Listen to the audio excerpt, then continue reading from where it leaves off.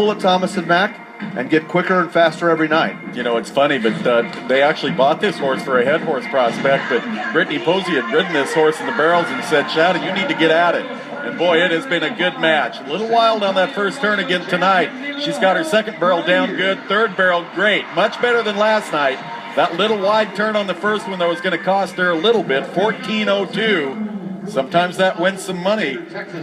There's Trevor right there. It's probably much harder for him to watch her compete than anything that he gosh, it's got to be tough. It does. Gene Winters flying. Yeah, Zan. I thought Zan looked good. She hit a barrel last night, but this little horse, I think if she can leave the barrels up, but again, boy, that's the thing about this arena. The barrels come at you real quick.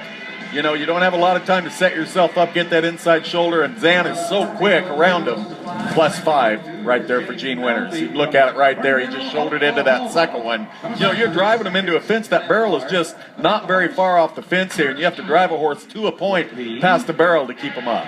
Oklahoma Cowgirl and Jane Melby, she's ready to go.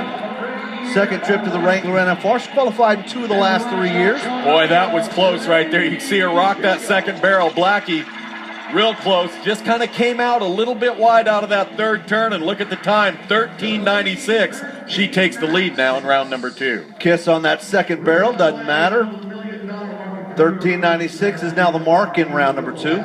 Lisa Lockhart, South Dakota Cowgirl. Got a clear shot in the tunnel. Here she comes. Boy, and a long approach right there. You know, it's funny. You see it. Each girl kind of determines when she's going to let her horse go. Lisa went from way down in there. 2 good turns, so Louie is firing right now. Nice run. Now we'll see if the clock can help her out. Can she get out of there? Look at the speed he had, picking it up as he went down after that third barrel. 13.94. Lisa Lockhart takes the lead. You bet, by 2/100ths of a second. Taylor Jacob next to go, Texas Cowgirl, first time here. Did not make any money last night in round number 1. Hey, I like this horse, though. This little horse, she would have won the round. She hit a barrel. Oh, and almost hit the barrel, but she got by it. Keep the third one up and just maybe was relieved to get by the second one and did not ride her horse into that pocket. Oh, man, 13.73, but +5 again, exactly what she did last night. Would have taken a big lead if she would have left all 3 up. If she gets those barrels left up, look out. She's going to win a lot of money. Kaley Bass next to go. Trailered in all the way from Kissimmee, Florida. That is a long haul to Las Vegas. Yes, it is, and it's much warmer in Florida, I'm sure, than it is here in Vegas. Cowboy, though, firing tonight. Now, just get in and out of that third one. Good acceleration out of it. Good body position. This looks like a fast run, and it is. 13.90 for Kaley Bass, a new lead. Brittany Pozzi. Trying to keep it under control until she can get to the right part of the tunnel. Now she's got a straight shot into the arena. Oh, and you could see, you know, Tommy, he was just shouldering into that first barrel. Brittany knew it going in. She kind of reached down. You know, I got to tip my hat to Brittany. She qualified on her good horse, Duke, the horse that she's won a world title on. He wasn't able to be competed on here, so she's on a horse, little Tommy, that Sammy Bessert owns. You know, just, you know, it is hard to get on a strange horse. I don't care if you've won lots of world titles. It takes a while to get with horses. That's a good horse. I'm sure as the week goes on, she'll get things figured out a little better. Sabrina Ketcham next to go. First Wrangler NFR. She won Dodge City this summer. Won Spanish Fork. Split 4th and 5th last night. Yeah, this is a Dash to Fame horse that she calls Swivel, and you can really see that Dash to Fame imprint on them. I mean, they really look all the same, and 14 and 16/100ths. I thought she broke the 14-second mark. Out of Fallon Taylor, 3rd place last night for her. Qualified 4 times in the 1990s and hasn't been back since until this year. Boy, look out. This is a quick run. This little horse has got so much acceleration. Oh, and hits the third barrel. Watch the clock. And she's loping out. 13.70. I mean, could have been even faster than that. And hit the third barrel. Oh, man, that's too bad. Just barely hit it, too. Just kind of did not get that pocket deep enough. Oh, that's too bad. Christy Loflin next to go. All right, Christy.